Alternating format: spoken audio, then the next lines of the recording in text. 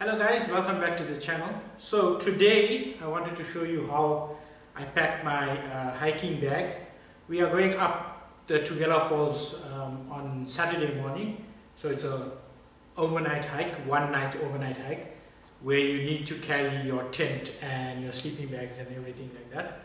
So I wanted to quickly take you through just packing the bag and what all I take, and then give you some guidance on some of the equipment as well. So to start off with, I've got a 60+10 hiking bag.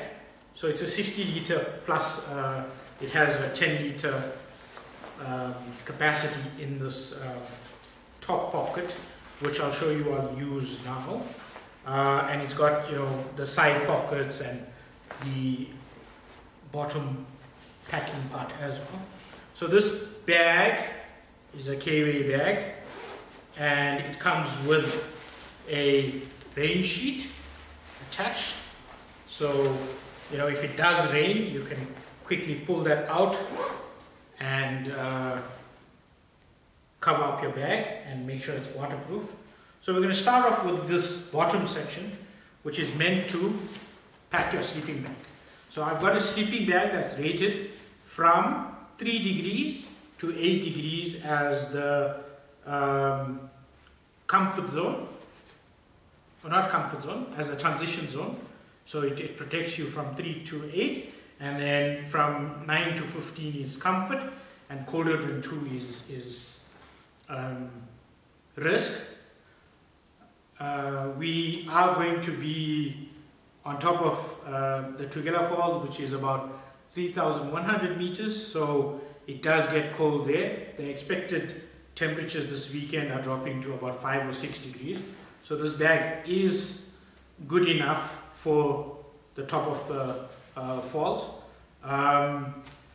It is a smaller, more compact bag, but one of the things I've discovered with this particular bag, the K-way Otter 850, is that it's only a left-hand side bag. So the zip is on the left-hand side, which is almost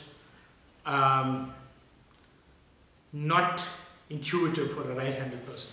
So the bag itself has a section for your sleeping bag that goes in nicely there, so it's not dangling about and causing problems. So that's the first thing that you can pack. Then I've got my camel pack that I usually use on hikes, and this will go inside the bag. The bag has a slot for it. I filled it up with water now for illustrative purposes, but obviously you can fill it up later as well, because it just slots into its slot inside the bag. So it sits nicely, and then there is a slot for the hose to come out. Let's just find out which side it is. Here it is.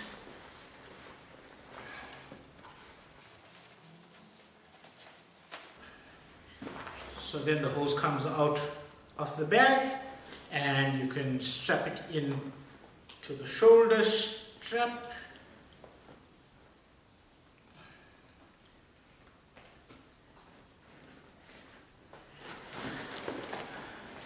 So it straps into the shoulder strap, and then it's ready to go. So just to show you while I have the bag like this, some of the features of the bag. It's padded shoulder straps, padded waist strap that helps distribute the weight, and this is adjustable, so if you're short like me, you can adjust it and make sure that it fits you. Okay, then now that we have the water in, I like to pack the larger items so that they sit properly, and then we can pack the smaller items around them. So I've just got myself a new tent. It's a 3-sleeper hiking tent, so it's only 3.4 kilos compared to my normal tents, which are 5 and 6 kilos respectively. and it's got a smaller form factor, so it fits easier into the bag. And just make sure it goes in and sits properly. Right? So you can see it's in the bag, and then, you know, enough space to go around.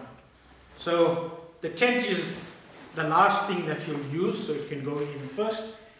And then I've also got, this is a air mattress, so that can also go in, because that will also only be used once you've set up camp. You can move that around. I've got a blow-up pillow that also goes in.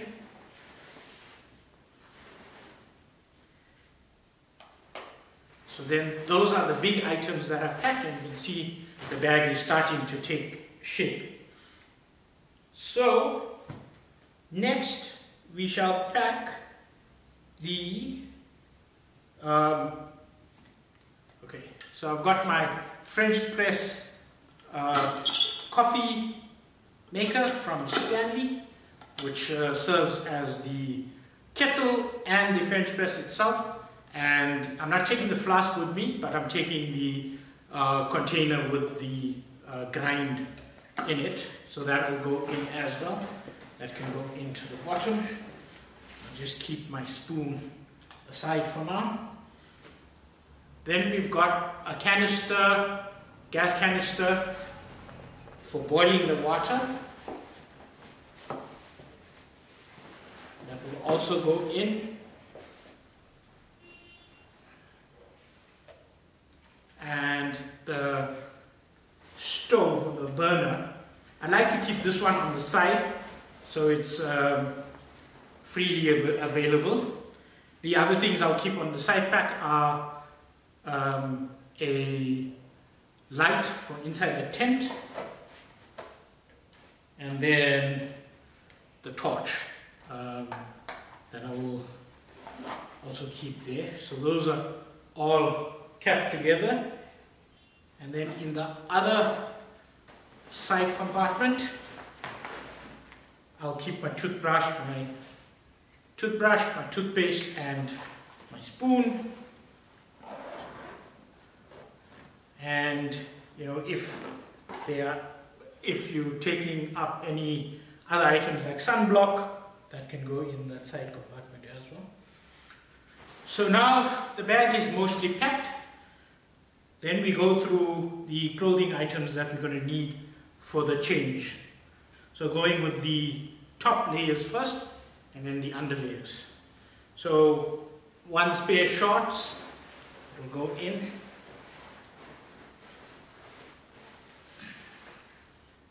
Thermal long pants to sleep in and then hike down the next day.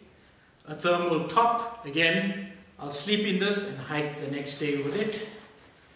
Because it's an overnight hike, you can do that. And then the fleece jersey, which I'll keep at the top, because if it does get too cold as we're hiking, I can always take that out and use it.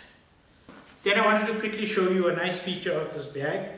So now that we've packed the inside up, and you've got stuff all the way through, it has this zip compartment at the front that you can then, you know, grab stuff out of quite easily without having to unpack the whole bag.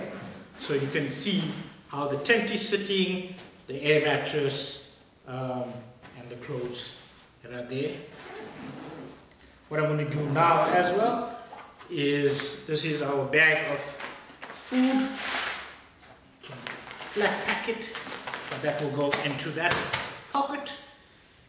And I'm mostly done now. I've got 2 energy bars that will go in the front.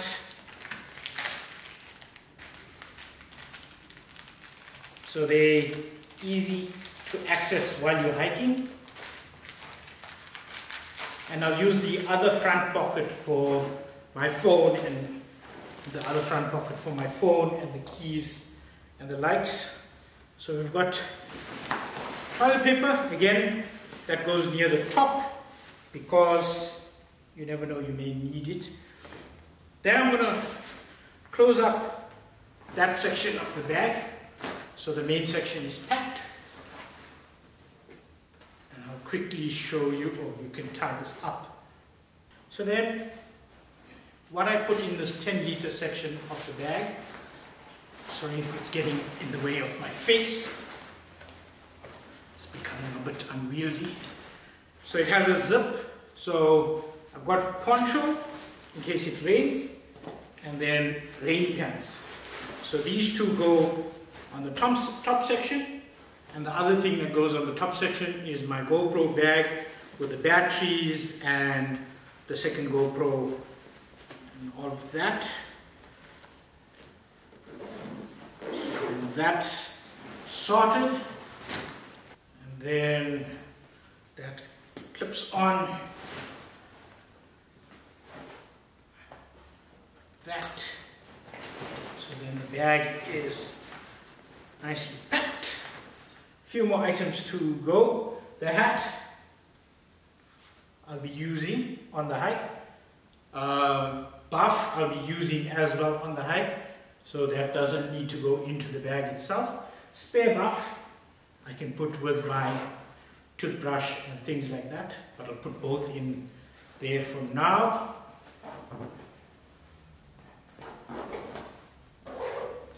And then just the GoPro, that will be on the chest mount, so my chesty. So I'll be wearing that, and then the GoPro goes on to that, so it's not something you carry in the bag physically. But the shorty stick can also then go in with your toothbrush, toothpaste. And there you go. Don't think oh, almost forgot. Always carry a plastic bag. You're going to be changing out of clothes that are very sweaty and basically waterlogged. So carry a plastic bag for those clothes, and then you can also carry a second plastic bag for your dirt and things like that. What I would also do is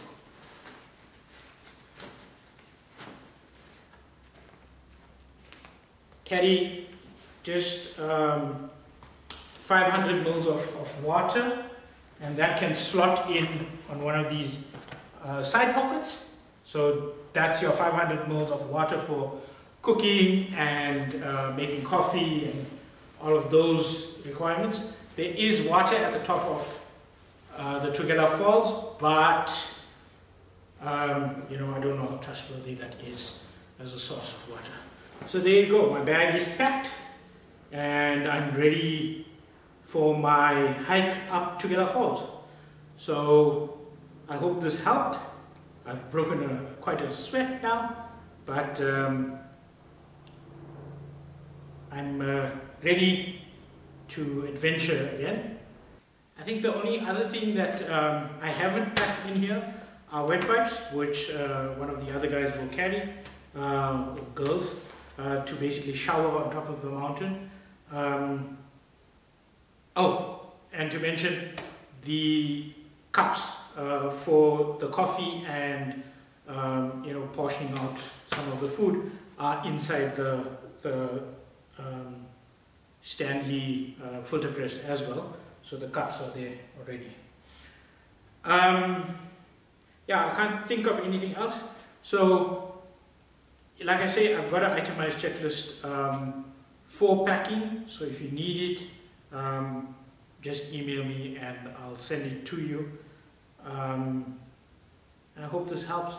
And then wish me all the luck for the trip tomorrow. Thanks. Bye.